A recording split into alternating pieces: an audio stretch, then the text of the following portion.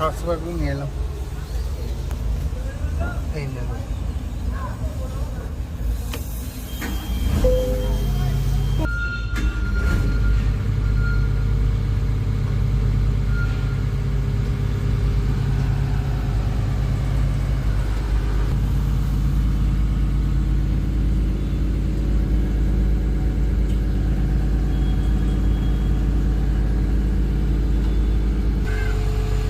বাবাইস না